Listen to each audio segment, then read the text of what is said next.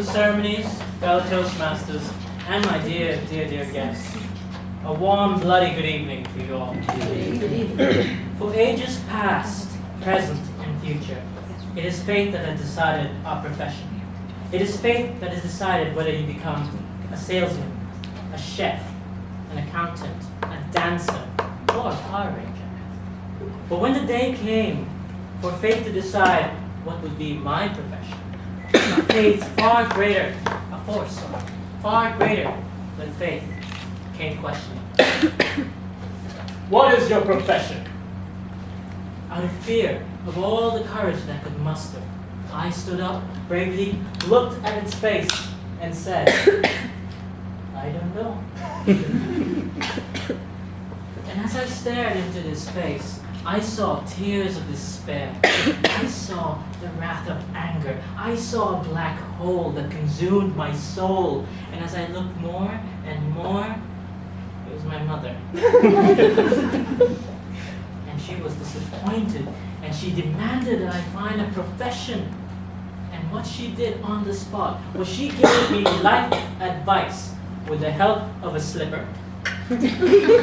And the ever so dramatic, I gave you birth. I raised you.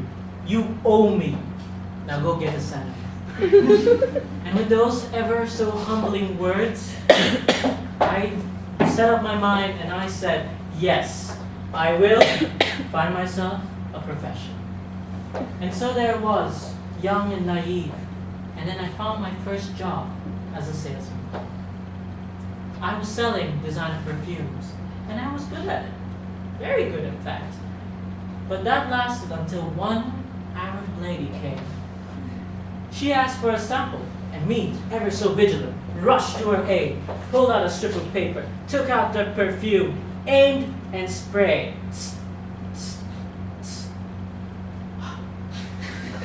Job done, sample received.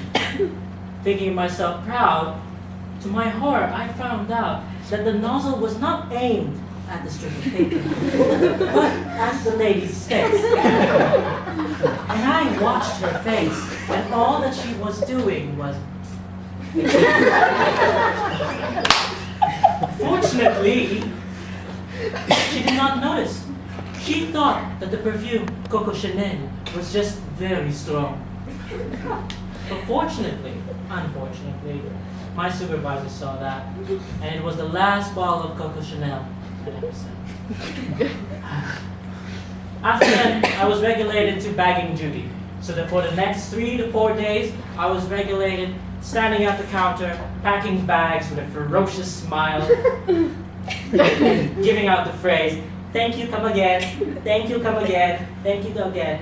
For 4 days I did that straight, and I smiled through and through, and that is why I suffered my first workplace injury. I am forced to smile every day. And that's how I got my name, Mr. Smile.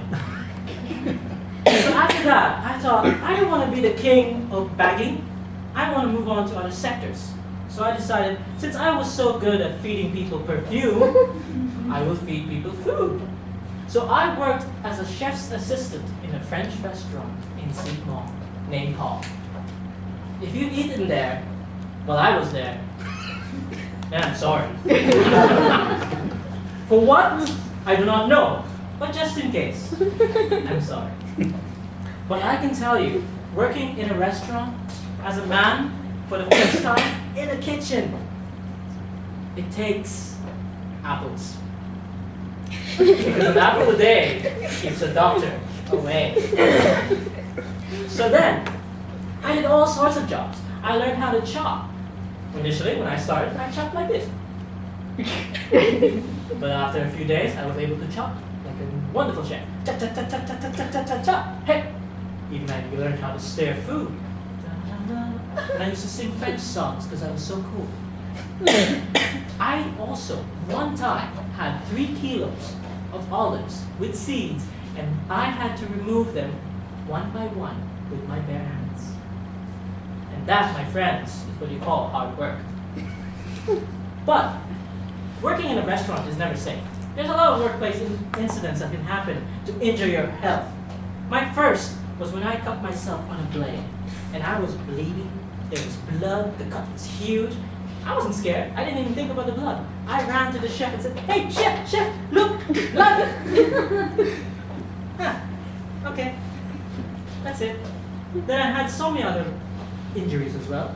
But the last injury that I had before I left was when I had to pick up a piece of pie from a top oven, which was very tall and I was very short. So I tried to reach,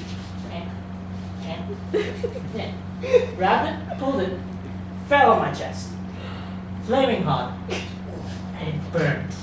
For 2 weeks, whenever I removed my shirt, there would be a red mark on my chest. And since my chest is kind of white, I looked like I was the Japanese flag.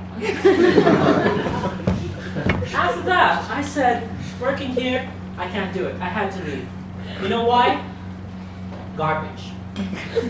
I worked in Steve Mall, back then when it was the only mall. And you wouldn't imagine how it is walking in a mall, carrying all these garbages, wearing a hairnet, a dirty apron, and a stinking garbage can. Hell no.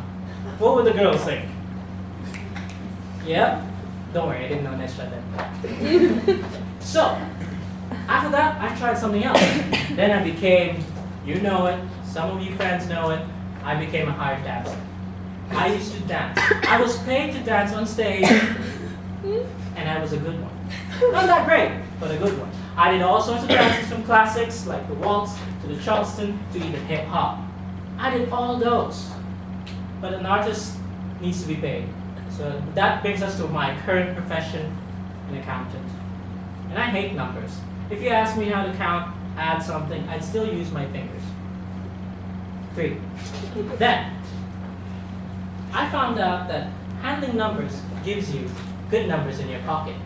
And that keeps my brain very happy. So, other people in the West have income tax. People here, like me, have mother income tax. So of all the things that I've done in my life, I did so many things. I sold, I cooked, I did everything known to man, all because I didn't have a clear direction, but I just kept going forward. But the only thing now left for me is to become Power Ranger. Back to you.